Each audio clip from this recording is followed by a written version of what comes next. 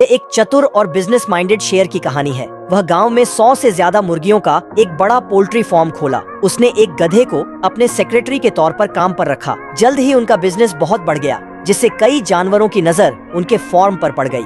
एक चालाक लोमड़ी अक्सर चिकन कॉप के पास आकर मुर्गियों को देखने लगी, और जब मुर्गी माँ अपने 16 बच्चों के साथ आंगन में खेल रही थी तो आसमान से चील भी उन पर हमला करने लगी। सिर्फ एक हफ्ते के अंदर फार्म में मुर्गियों की संख्या तेजी से घटने लगी। इससे शेर को बहुत गुस्सा आया और उसने पता लगाने का फैसला किया कि मुर्गियां कहाँ गायब हो रही हैं। ध्यान से देखने पर उसने पाया कि दीवारें ज्यादा ऊंची नहीं थीं। शेर ने इसे ठीक करने और एक नया बड़ा पोल्ट्री फार्म बनाने का फैसला किया। लोमड़ी ने उसकी ये बात सुन ली।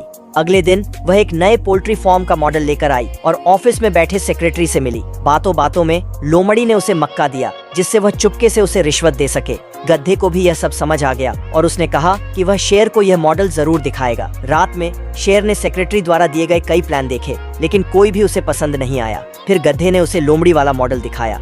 इसे देखते ही शेर बहुत प्रभावित हुआ और उसने नया फॉर्म बनाने का काम लोमड़ी को दे दिया। लोमड़ी ने सिर्फ 15 दिनों में एक नया और बहुत बड़ा फॉर्म तैयार कर दिया, लेकिन उसने चोरी करने के लिए कुछ दरवाजे जानबूझकर खुले छोड़ दिए थे। कुछ समय बाद शेर मुआयना करने आया और लोमड़ी ने उसे चाबियां सौंपी। मुर्गियों का घर इतना आलीशान था कि उसमें फलफाई सीलिंग और लकड़ी के फ्लोर के साथ साथ साफ सुथरे अंडे देने वाले नेस्ट भी थे। ये सब देखकर शेर बहुत खुश हुआ और उसने लोमड़ी को बहुत सारा पैसा दिया।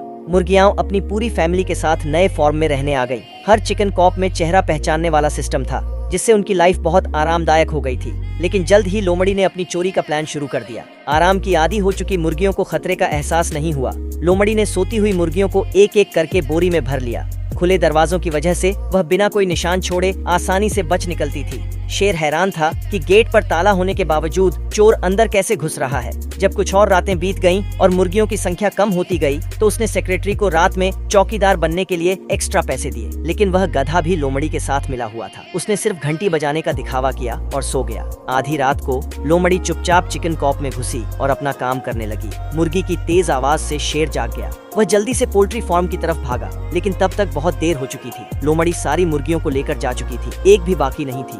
अब जाकर शेर को एहसास हुआ कि यह सब लोमड़ी की एक सोची समझी साजिश थी। इस कहानी से यह सीख मिलती है कि जब आपके पास पैसा आता है तो आपको हमेशा चौकन्ना रहना चाहिए।